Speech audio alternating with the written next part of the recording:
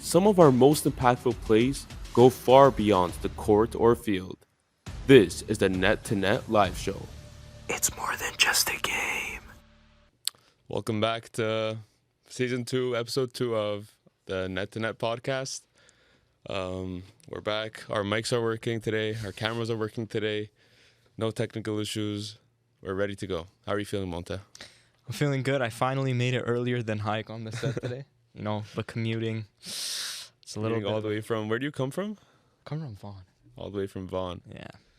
Yeah, so he has a little bit of a journey. You're doing good today, though? I'm doing good. I'm still hyped up from yesterday's games. Yesterday we had a lot of good games in the NBA.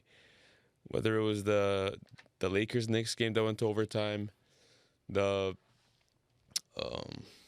what other games were there? Pelicans-Rockets was pretty close, Pelicans too. was close. The Hawks-Pacers game was pretty That was close. insane, yeah. The Warriors-Nets was close. Curry hit that dagger. The night celebration, he hit that on the Nets last night. For the Hawks game, I'm gonna give you a couple guesses. Who do you think their top scorer was? He had 24 points. Okay. I was kind of monitoring it, but not much. Dyson Daniels, I know, had a good game. Trae Young, I know he had a lot of assists. I'm going to go on like a wild limb and say it was like Zachary Risache. Was it him? No, No. it was someone they just picked up, No way. like from the trade deadline. From the trade deadline. Yeah, someone they traded for. I'm pretty sure they traded for him. He wasn't here to start the season. Who is it? Georges Niang. Oh my gosh. There's Him no leading way. them and scoring is crazy work. I forgot Beating the they traded- Pacers. Oh, Yeah, I mean, I don't blame you. He's a very forgettable person. No offense to Georges Niang, but every time I've seen him on the Cavs, he's either going to turn into prime Curry or he's actually going to be like Georges Niang. Just him. I guess he was prime career last night. And the Lakers got the dub, bro. The Lakers look good. The Lakers look amazing.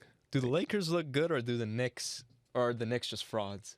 Well, the Knicks are frauds, but the Lakers do look good. Not just last night's game. They just look good in general. Luka and LeBron both dropping 30. Bronny getting a bucket. It's scary to see that Luka is really starting to ramp up over the last 5-6-ish games. Like, you can see he's fitting so seamlessly within the Lakers offense, and LeBron is willing to take more of an off-ball role and dominate when he needs to. The Lakers are, I hate to say it, but they look legit, man. Like, They do. if they can just scheme up how to take out certain big men, like they did with Jokic a couple games ago, I think they can be super legit in the playoffs. Yeah, because the defense is there. They have defensive personnel, even without AD. They just need the offense. Well, the offense wasn't there to start with Luka's tenure, but it's been a ramping up. So they're looking really exciting. But I mean, we talk a lot about the contending teams, about whoever made the big trades, whoever has the championship aspirations. But we don't really talk about the tanking teams, the teams who are at the bottom of the ladder, the ones who are pinning their hopes on Cooper Flag, And I think let's start with one of the more interesting one of those teams, because this is a team that does have, I would say, a real star, someone who has averaged 27 in this league. And I'm talking about the Pelicans with Zion Williamson. They're in a really interesting situation, I think, because out of all the teams, let's rally it back. They traded AD, got back Lonzo, got back BI, got back Josh Hart, and a bunch of other stuff. And now Lonzo's gone, BI's gone, Josh Hart's been gone. And where do they go from here? Because they have Zion left. Herb Jones is out for the season, so this season's a wash. They're going to be tanking. DeJounte Murray tore his Achilles. And then they do have some promising prospects. They have Trey Murphy. They have Missy, who we like. He's been a promising center. Jordan Hawkins. And then their two-way guys, they've had to step up with a bunch of injuries happening. Tristan Vucevic, I'm not sure how you pronounce his last name, and Brandon Boston Jr. They've been okay for what they had to do. They haven't been winning games, but they've been putting up stats, and that's all you can ask them to do with the situation the Pelicans are in. But what do you think about their future? Where do they go from here? They have, out of what you consider the tanking teams for this season, they 100% have the brightest future, because if you think about it, when they're healthy, and I hate to say when they're healthy because it just seems like they never are, like they are so legit. Just keep in mind a couple years ago, I know that was when they had BI and stuff, but they were like a top 3 seed in the West when they were relatively healthy. That just comes to show that their roster is constructed in such a good way. Like DeJounte Murray, if he's healthy, he's one of the better two-way guards in the league. That's someone who can facilitate, someone who you can call his number to score, and he can lock up maybe your best or your second best player. Zion Williamson, he's a legitimate star that you can build around, but at this point, availability is the best ability, and we just haven't seen him enough. Otherwise, it's very unfortunate. Trey Murphy, I think he's one of the best like three-way scorers that you can ask for in the league, and that's crazy to say, but like he is legit, man. Trey Murphy's awesome. And then I'm trying to think, Yves Missy, we talked about him back when we were talking about our rookie evaluations. He's a very solid guy that you can build around. Herb Jones, one of the best perimeter defenders in the league. They have everything that they need to be a playoff contender. I'm not saying a championship contender, but they could be scary in the playoffs. So it really just comes down to their availability at this point. I mean, we saw when Zion made the postseason, what was it, last year against the Lakers? He popped off in like the playing games. He dropped like 30-something on the Lakers, but they still lost because I think Zion went on with the injury, as always, in like the fourth quarter. But I think a big question with the Pelicans is, are they going to stick by Zion and his injuries? Or is there a chance he gets traded? Because as good as he is, as you said, availability is the best ability. And now that he's like playing a bit and he's been putting up really good stats, maybe he ends the season on a high note and they look to trade him while his trade value is high before he gets injured. Do you think there's a possibility of that, or do you think they're going to stick by him? It's so like on and off nowadays with like how the media reports the Zion situation, because it always feels like mid-season it's like he's 100% about to get traded, because that's the first half of the season is usually when he misses the most time, and then everyone's talking about availability is the best ability. And then when he comes back, when the season's already done, that's when he shows his highest potential, when there's nothing to play for. And then I think the Pelicans are like, oh my gosh, he's finally showing it. And then it's a repeating cycle. But with how much money is being tied to him, and just considering the fact that he is one of the best prospects in the last decade, the Pelicans could 100% look to capitalize off his trade value and still have some pretty solid pieces to build around. I mean, they have to be careful with the trades, because I do think they're regretting the Dyson Daniels trade. Yeah. Because you look at Dyson Daniels now, and then you got back DeJounte Murray, and you haven't been able to see him with the team really, because he got injured beginning of the season. I think first game he got injured. Yeah, and he was looking good that game too, so I'm not going to fully harp on it. And he's not usually that injury prone, but it was just unfortunate. Hopefully he'll like buy in defensively too, because while he was on the Spurs, DeJounte Murray was like, he made an All-NBA team. Yeah. But then on the Hawks, he didn't really like make those conversations. But we know like the ability is there, so hopefully he'll be able to ramp it back up. But I think for the future, much like all of these tanking teams, it really depends on what like lottery pick they end up getting. Because if they get like a Cooper Flag, that would be crazy. If they get like a Jeremiah Fears, that can still help them, but they're not going to look as well prepped for next season, I think. If they win the lottery, I think they should trade Zion. I genuinely believe that, because that is, again, another Duke #1 overall pick that that's a franchise guy you can build around. And from there you can get, I think, at least 2 first-round picks for Zion, just considering the modern trade market. If they win the lottery, I need an investigation. There's no way you get AD, then you get Zion, and then you get Cooper Flag, and you still win nothing. There's no shot, please. There's no shot they win the lottery. Like, I'll actually be cheesed. I'll be so cheesed, because that means like someone's gonna drop out and it's gonna be end up being the Raptors, and then we're gonna get like cooked. So, okay, now let's move on to from one of the more exciting futures. One of the futures I'm just not excited about. I don't care about this franchise. I can't bring myself to care about this franchise, and it's the Jazz. Like since Donovan Mitchell left, since Rudy Gobert left, like I don't know how many Jazz games I can probably count on one hand how many Jazz games I've watched, and like probably 3 of those have been against the Raptors. The Jazz are interesting. listen, they ever since they hired Danny Ainge, who left the Boston Celtics to go to the Jazz, their formula is obvious. They want to go into a rebuild, but here's the thing: every time that they have a star who shows some potential, you know that they're about to get shocked. I mean, they saw that Donovan Mitchell and Rudy Gobert wasn't working.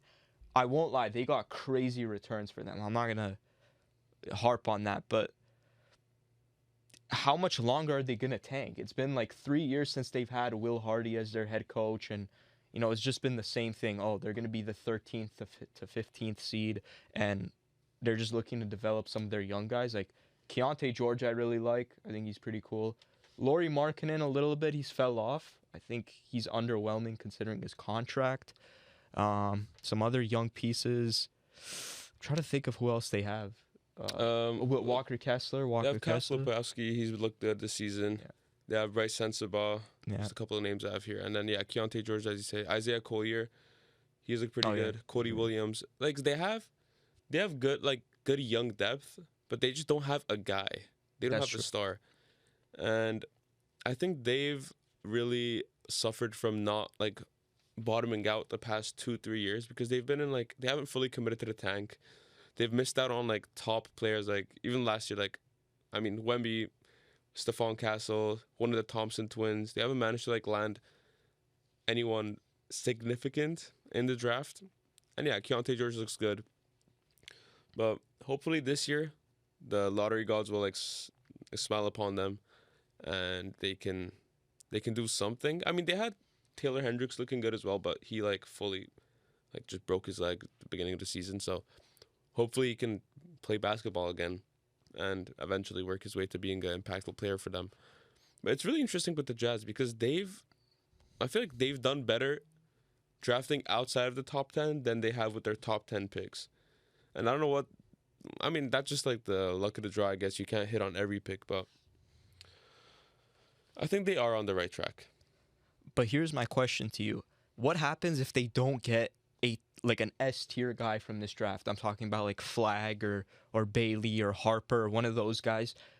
What do you think they should do? Should they wait another year and then try to get what's his name? AJ Dibanazia? I'm not sure how you pronounce his name, but him in the next draft, or do you actually at this point make a playoff push? Because I understand a rebuild takes time, but it just seems like there's no true signs of hope for them outside of just developing their younger guys. I just feel if they miss out on the pick this year, I just don't feel like their team's good enough to make a playoff push, even if they wanted to. Fair. Fair. I guess they could probably make the 9 seed, 10 seed with how many teams are tanking nowadays coming into the season. But I just don't think they're good enough. Johnny Juzang's not gonna carry you to a top seed, respectfully.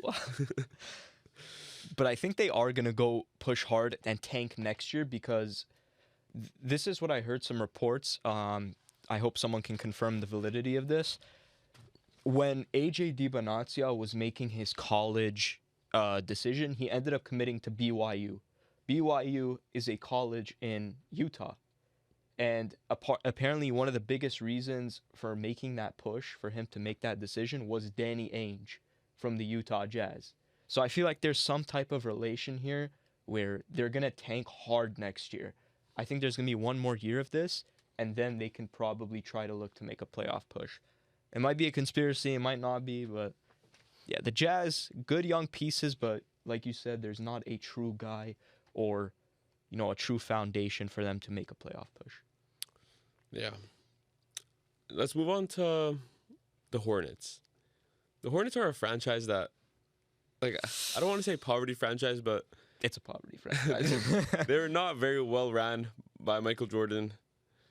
I think we have to give a lot of credit to Kemba Walker. In hindsight, Kemba Walker was dragging this team to the playoffs. When you look back at his rosters, his rosters were not good. Yeah. He was dragging Jeremy Lamb to the playoffs, Devontae Graham to the playoffs, Nick Batum, the Plumlee brothers. One of the Plumlee brothers was their center. One of the Zellers. Yeah, the Zellers. They were not good teams. And Kemba was putting up all-star stats, dragging them to the playoffs. And the last time they made it was in 2015, I think, 2016. Yeah, some It's long been time ago. it's been a while. So they've been in a, I guess, rebuild for a very long time. And this season, I honestly thought beginning of the season they could have made a push. Yeah, When I was looking at their team, I was like, oh, this is a solid team. You have sophomore Brandon Miller coming in. You have LaMelo Ball, who's a great player in this league. You had Mark. I liked Mark Williams, even though he wasn't able to stay healthy the first couple of seasons. But if he could stay healthy, I thought this could have been a year where he really helped them. And some other solid depth guys too. I think Nick Smith is pretty solid. Was solid for them. Trey Mann. Who else am I thinking of? Like Grant Williams when they had him before. Some veteran guys, Taj Gibson. And they hired Charles Lee. My goal. He came from the Celtics last year. He was our assistant. Very smart defensive mind, but every time I see Twitter now, it's fire Charles Lee, fire Charles Lee. But what do you want him to do with this kind of roster?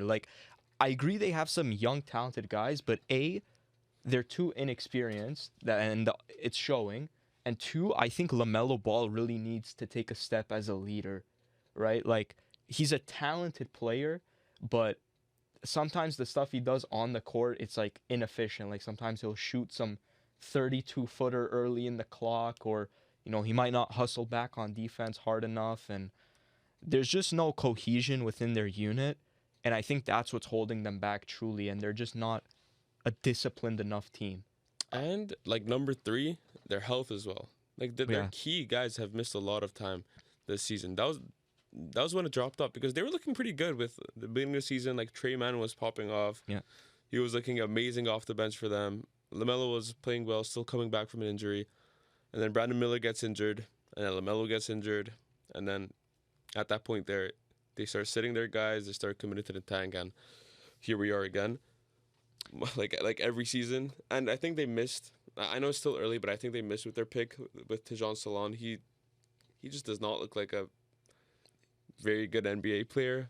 I mean, it's still early days, but they took him 6th overall. Yeah, it was a very high lottery pick. So hopefully he'll bounce back in the sophomore season. But I don't know. They have to figure something out, because the rumors are starting, right? With LaMelo, he's a big name. The trade rumors are starting, and you just don't want it to reach a situation where LaMelo thinks to himself, maybe I should request out of this situation. Maybe I'm being wasted, and I want to win somewhere else. Yeah, because that's gonna lead to. It's gonna set your rebuild back just that many years. Yeah. And the fans, I just feel bad for the fans. Yeah, but the thing about the Hornets too is, at this point your season, even though I had play-in expectations for them at least, even some major media guys, obviously king of the fourth quarter, Kenny Beecham, he was lauding the Hornets as his surprise team of the year, and they surprised us, just not in the right way. But at this point, their best bet is to just show some life, because what they've been putting out on the court for the world to see, for their fans to see, is embarrassing. I'm pretty sure I saw that there was a 3-game stretch very recently. I'm not sure if you saw this. Their point differential was somewhere in the 120 plus. They were getting blown out by 40, 50. It was insane. At this point, you just have to show that you can ethically tank, put some life out there regardless of who's there, show some discipline, show some growth, and that's your best bet for the season. And just pray you get a top tier guy in the draft. Yeah, right now they're not even trying, at least making it seem like they're trying.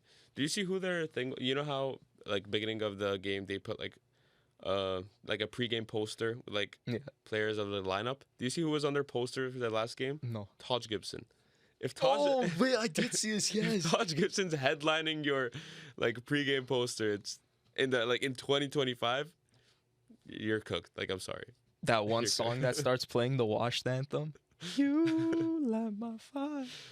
I mean, they did make.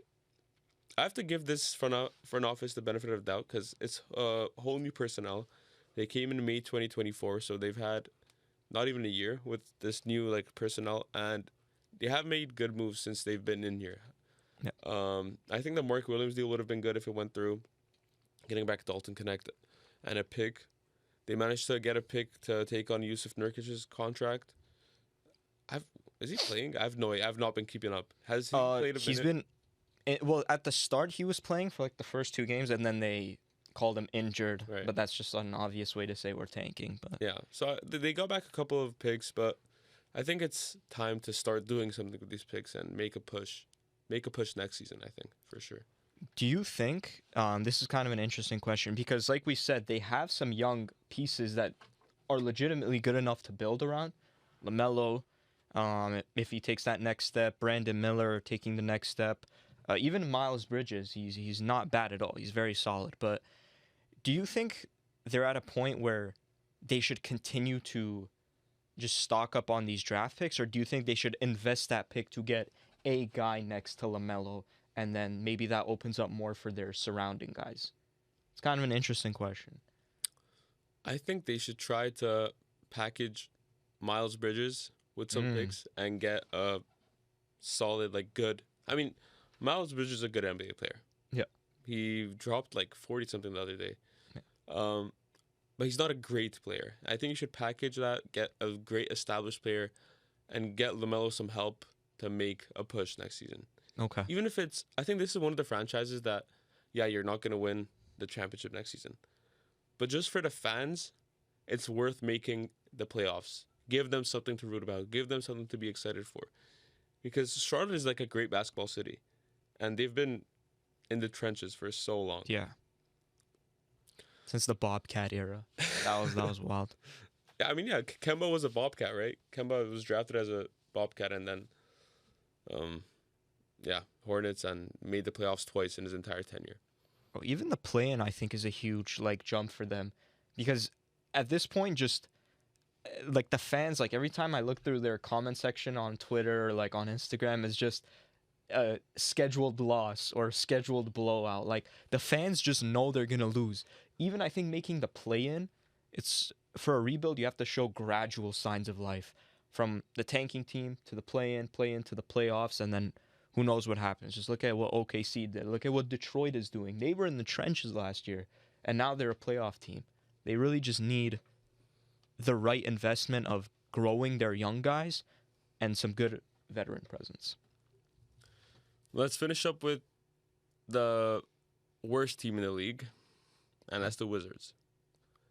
They have the worst record, but I don't think they have the worst future. I think their future can be actually kind of exciting, with players like, I mean, Jordan Poole's been good this season. Yep. Alex Sarr, first season as a rookie, not too bad. Bilal Coulibaly has really good defensive upside, and you're gonna hope his offense can catch up to that too. They have other players like Justin Champagny. It's pretty solid, yeah. He looks pretty good. Him and his brother, like the Champagny brothers, have been balling out. Yeah. And sorry, I got it mixed up. Tristan Vucevic actually plays for the Wizards. I think I said he played for the Pelicans, yeah. Pelicans earlier. Yeah. So he plays for the Wizards, and he's looked okay.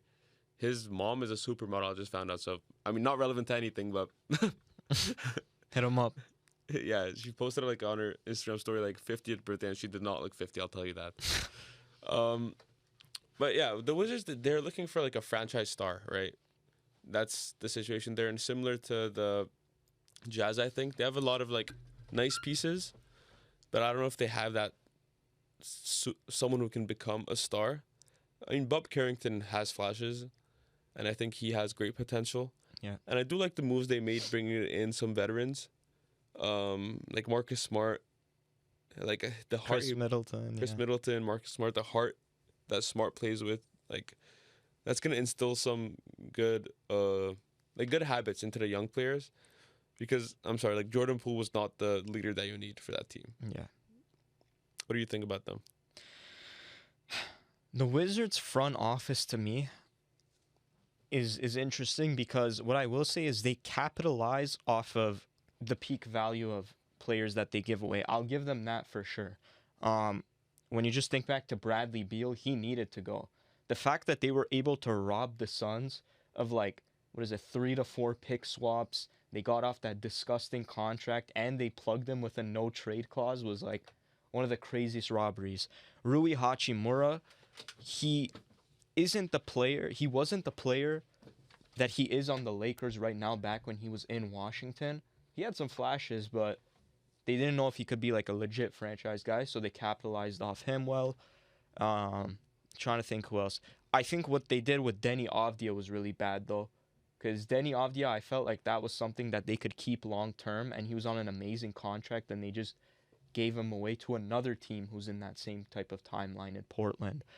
I will say their front office capitalizes off of peak value, but I don't know. Again, they're in one of the positions where they just need a guy, because I feel like Bob Carrington could be a solid guard to build around. Alex Sarr rounds out one of the better interior defenders in the league. Bilal Koulibaly's a pretty solid four. Like, if they can get a nice true guard to come there, or a true legit scorer at small forward to come there, they can make a play-in push. I could see it. But until then, there's no true signs of life where if I'm a free agent, I'm like, yeah, I want to really come to Washington. I mean, right now, I think their main source of getting better is going to be the draft, right? You're not going to appeal to any free agents unless they want to like chase a bag. But even then, I don't know how much cap space they have left. And then again, you get Flag, you get Bailey, you get any of the top guys, you get Dylan Harper. You're going to be looking better for next season. And I think that this is a really good young core that can grow together. That's the main thing. They're all like growing with the same timeline. Obviously, Chris Middleton and Marcus Smart aren't going to be there for long. And yeah, I think they'll do well, because you look at the Pistons last season, they were rock bottom. They were where the Wizards are now. And look at them now. The difference is the Wizards don't have a star like Cade. Yeah. And the Pistons made a lot of good offseason moves. But I think the Wizards should try to follow a similar plan. Find a star that they believe in and put pieces around him. Yeah, so what are we getting into now? Okay, so we were just talking about the tanking teams for this season, and teams that were in the trenches, whether it was this year or last year, and we just finished talking about Detroit. Detroit this season has been, in my opinion, the biggest surprise, and I mean that in a good way, because last year it almost seemed like there was no sign of life. You had a 27-28 game losing streak. You had Kyle Kuzma trashing your franchise, saying, just don't be that team that loses to them. While he's on the Wizards. And even right now, he's doing okay, but he's still garbage. Anyways, what do you think is the biggest reason for Detroit having such a surprise this season? I mean, I think if you have to put it down to one thing, it's getting shooters around Cade. Yeah. That's like a massive thing that helped. And shooters who want to be there. Malik Beasley, I think he's been one of the best acquisitions from last year, because he loves the city of Detroit. We saw those things talking about, like, his mom's from Detroit, so, he feels connected. During the trade deadline, he walked into the front office and said, I want to be here. Please don't trade me. So he asked the front office, like, I know there might be talks going on, but please don't trade me. Like, and there's been almost like no sign or no reason to trade him unless. I mean, I feel like at this point they do want to make a playoff push, but let's say they still wanted to capitalize off his value. Like, they 100% could, because he's balling. Like, there used to be trolls about, he couldn't hit anything for the Bucks or the Lakers, but now he's like one of the most efficient, high-volume three-point shooters, and they got him at a bargain. 1 year, $6 million. That's insane. Yeah, Good job to Trajan Langdon and that stat and the GMs. The issue with that is he's gonna end up getting paid more than that, right? Yeah. For next season. So hopefully they have the money to retain him. I mean, they do, but hopefully they choose to stick by him and not go get someone new. For the trade, I think he would have been in the Zach LaVine trade if they were to trade him. I think that would have been a piece that they would have been targeting, but that didn't happen. And they picked up Schroeder. The trade deadline. He's been good. He dropped 20 last game. I think 20, 21 last game, and he can give you like spurts. Like, he's basically just there to give Cade some rest while run the second unit. They have a Thompson twin coming back from a blood clot, and he's looked good. I think it's just a good team overall. Their big rotation I like. Jalen Duren is awesome. Isaiah Stewart too. I think he's a bit underrated, Isaiah Stewart, but like I mean, last season their big rotation was really weird. I don't know if you remember. They had Marvin Bagley. They had did they have Wiseman for a while? They did, yeah. Yeah, it was a Wiseman, Bagley, Stewart, Duran, all trying to get minutes. Yeah. 4 mid centers, and then And most of those guys are like lottery picks too. It's crazy. It's literally just if you are a washed center who was a lottery pick, go to Detroit. yeah, and I mean it didn't work out for Bagley. I have no idea where he's at now.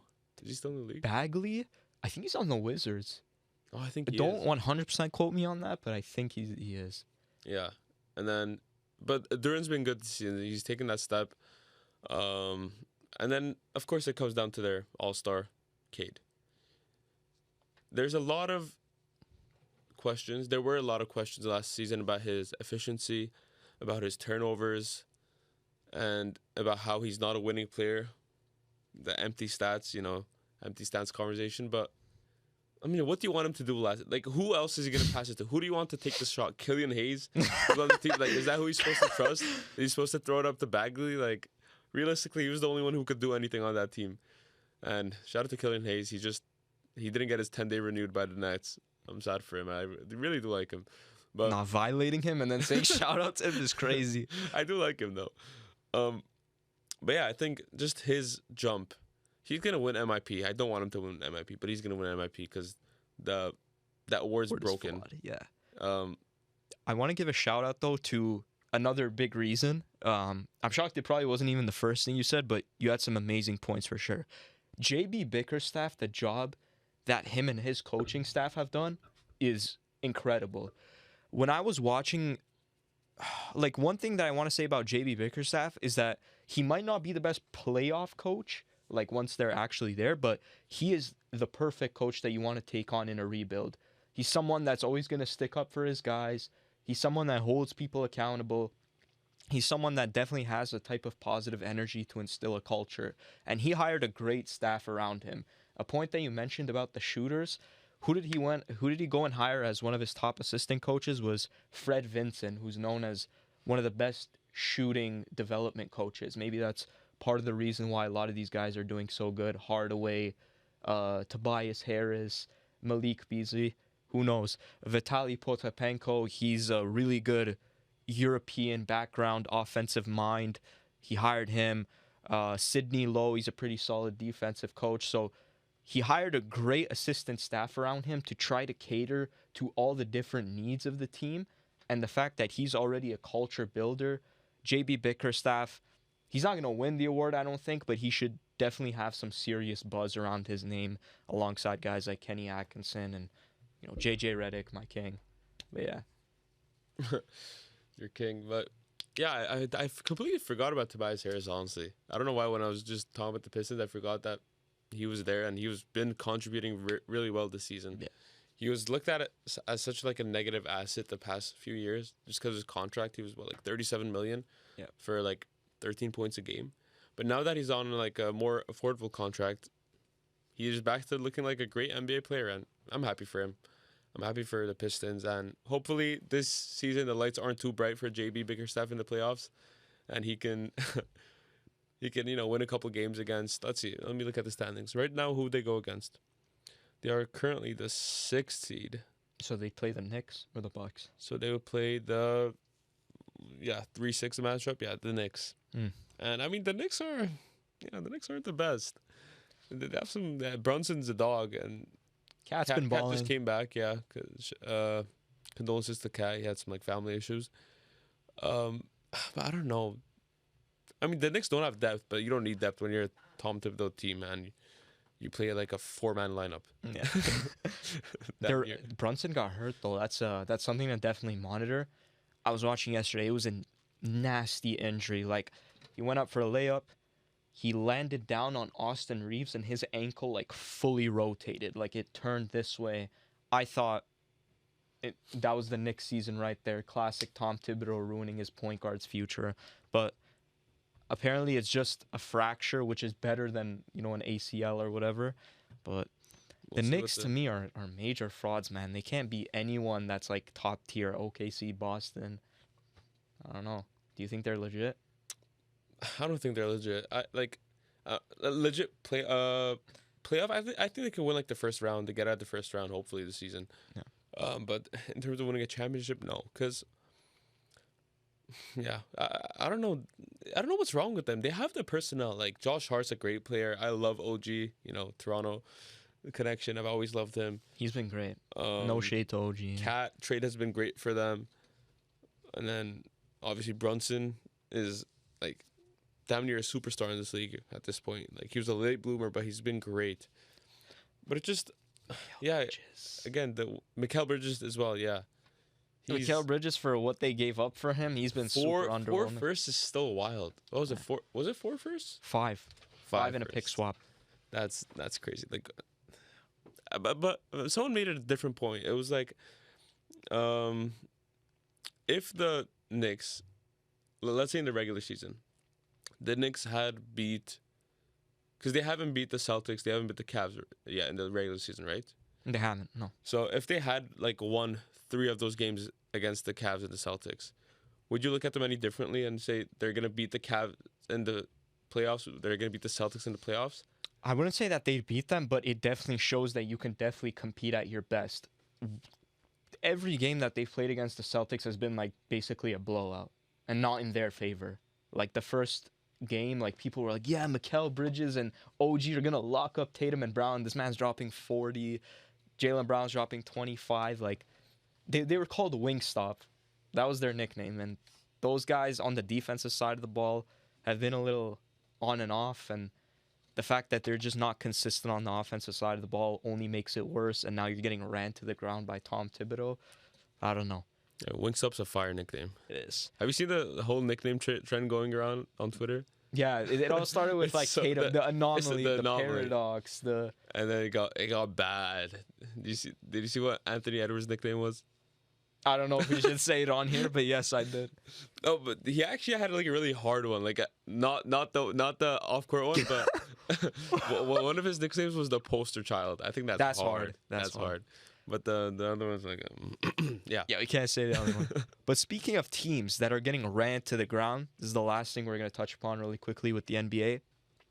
A team that's been incredibly, incredibly underwhelming considering the preseason discourse that was being had around them, the Philadelphia 76ers. Where do they go from here as a franchise? Like what do you think their expectations are for this season and even the future? I'm so serious. Trade everyone except for Maxey and McCain. Just that the process failed. We trusted the process. It let us down. We got a couple of good playoffs out of it, but it's time to let go. Yeah. Try to get rid of that Paul George contract. It's a terrible contract with how Paul George has been looking this season. It's a bad contract. They might have to give up a pick to get rid of it, kind of like Zach LaVine, like what they were wanting to do. Might have to. And then Embiid still has a bit of value, but you're not going to get a crazy amount for him. So maybe I guess you don't trade him. Maybe he plays his value up next season and then you trade him. But just blow it up. Maxey's good. McCain looked like a young like Steph Curry disciple while he was playing. So you're going to hope he can get back to that next season. And then just draft well and hope you can get back to playoff contention in like 2 to 3 years. Because honestly, when you're trying to win, you've been trying to win since the start of the season, and you're below the likes of the Nets and the Bulls who don't want to. I mean, the Bulls, but the Bulls want to make the 10 seeding apparently.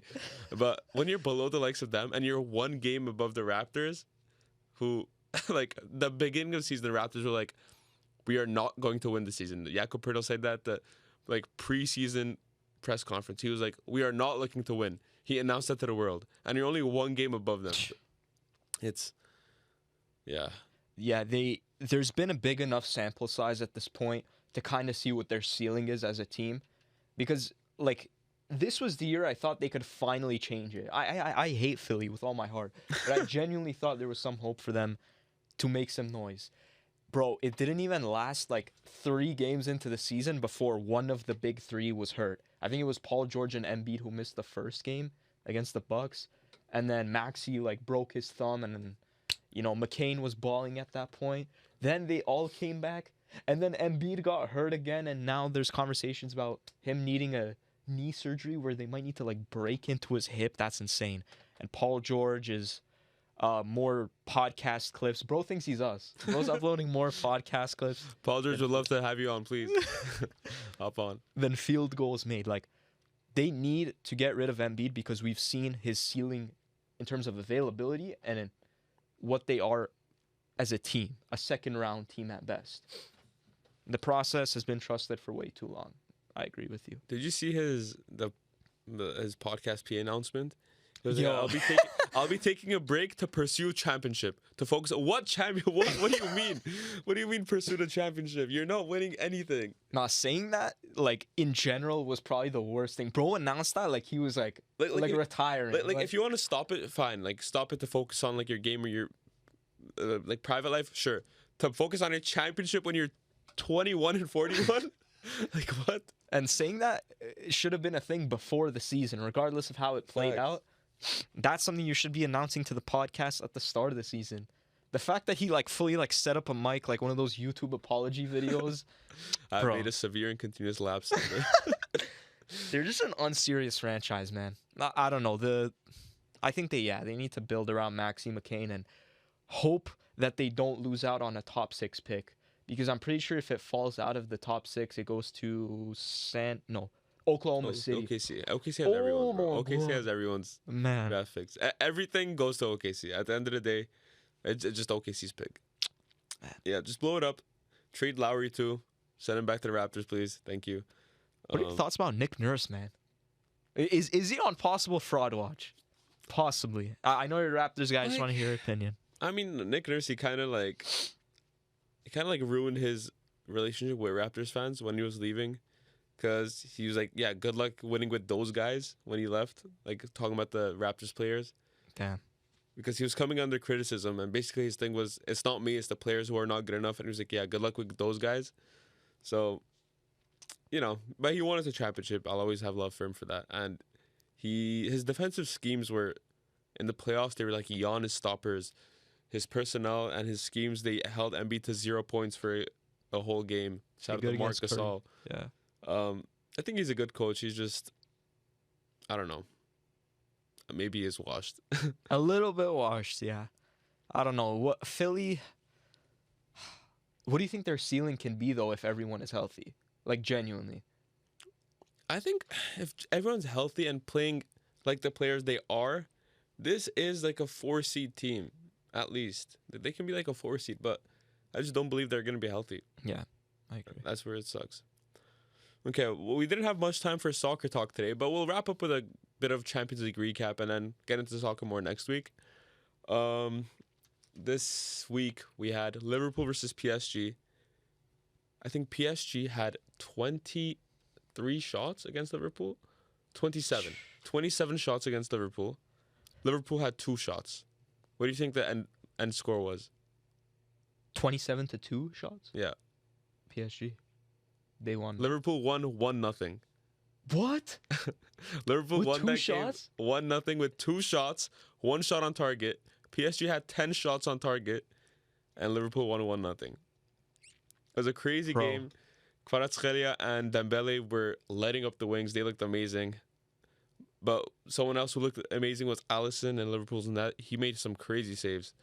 But yeah, But this was the first leg, so they're gonna go back and play the second leg, and I'll be hoping, because I don't like Liverpool, I'll be hoping PSG can win. But that was just a crazy result that happened. Something else we saw was we had the Madrid derby in the Champions League. So we had Real Madrid versus Atletico Madrid, a historical matchup. And Real Madrid won this one. It was a really close game, though. It was 2-1, I think the game ended. So it's going to be really interesting to see what happens in the second leg, because it gets really heated in these derbies. 2 teams who do not like each other, 2 sets of players who don't like each other. And I think Madrid does pull it out because they are 2-1 up and they have superstar quality with Rodrigo and Vinicius and Mbappe. But I just love Atletico's fight every season with Simeone. They're a real team. And when it comes to soccer and when it comes to Atletico, I just want Simeone to get over that hump, because the Champions League has been so depressing for Atletico fans. They've gotten to the final and lost to Real Madrid, lost in overtime, lost in penalties over and over again. And I just want him to get over that hump and for Simeone to win a Champions League before his time with Atletico comes to an end, because he honestly deserves it. Who's your pick to win the Champions League? If you had to pick one from Inter, Arsenal, Real Madrid, Barcelona, Liverpool, or PSG, or Bayern Munich, I guess.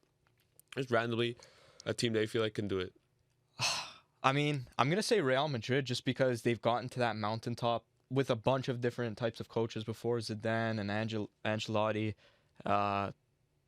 I think Real Madrid has, again, the superstar upper echelon talent to perform when it's needed.